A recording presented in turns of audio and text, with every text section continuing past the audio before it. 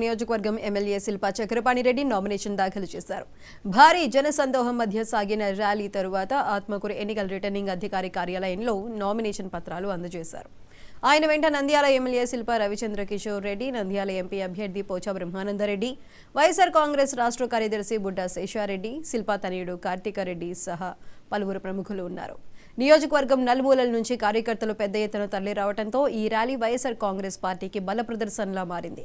Nomination దాఖలు కార్యక్రమం సందర్భంగా శిల్పా చక్రపాణి రెడ్డి మాట్లాడుతూ సంక్షేమ ఫలాలు అందితేనే ఓటు వేయమని జగన్మోహన్ రెడ్డి అడుగుతున్నట్టుగా చంద్రబాబు నాయుడు అడగగలరా అని ప్రశ్నించారు. 90% హామీలు అమలు చేసిన జగన్ ప్రభుత్వమే మళ్లీ అధికారం చేపడుతుందని ధీమా వ్యక్తం చేశారు.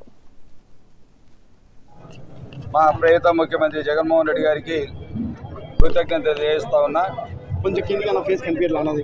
ఈరోజు శ్రీశైలం నియోజకవర్గ నలుమూలల నుంచి వచ్చినటువంటి నాయకులకు, కార్యకర్తలకు, అభిమానులకు, జగన్మోహన్ రెడ్డి అభిమానులకు, శిల్పా అభిమానులకు పేరు పేరున ధన్యవాదాలు తెలియజేస్తా ఉన్నా. ఈరోజు మంచి రోజు కావడం వల్ల నామినేషన్ దాఖలు చేశాం. ఈరోజు రాష్ట్రంలో చూస్తూ ఉన్నాం, పరిస్థితులు గమనిస్తూ ఉన్నాం. ఏమీ లేకపోయినా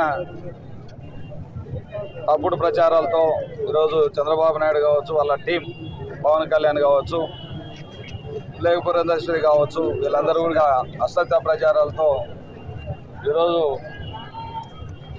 మేము ప్రభుత్వంలోకి రాబోతున్నామని చెప్పి ప్రగల్భాలు పలుకుతూ ఉన్నారు. నేను ఒకటే అడుగుతా ఉన్నా, మా జగన్మోహన్ రెడ్డి ఒకటే చెప్తా ఉన్నాడు, మీ కుటుంబానికి ఏమైనా లబ్ధి చేకూరింటే, మీ కుటుంబానికి ఏమైనా న్యాయం చేశానని అనిపిస్తే మాకు ఓటేయండి.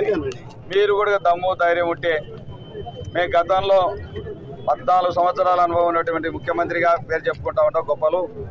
నేను గత ప్రభుత్వంలో ఇన్ని పనులు చేశాను, నాకు ఓటేయమని అడగాలి ధైర్యం ఉంటే. అలా కాకుండా తప్పుడు వాగ్దానాలు గతంలో ఎన్నోసార్లు చూసాం. 2014లో కూడా తప్పుడు వాగ్దానాలతో అధికారంలోకి వచ్చిన విషయాన్ని మనందరికీ తెలుసు. ఆ రోజు రైతు రుణమాఫీ చేస్తాననే పెద్ద మనిషి 87,500 కోట్ల రూపాయలు రుణమాఫీ చేయాల్సి ఉంటే 13,500 కోట్లు మాత్రమే రుణమాఫీ చేసి 50,000 లోపు ఉన్నటువంటి వారికి రుణమాఫీ చేసి రైతులను దగా చేసిన ప్రభుత్వం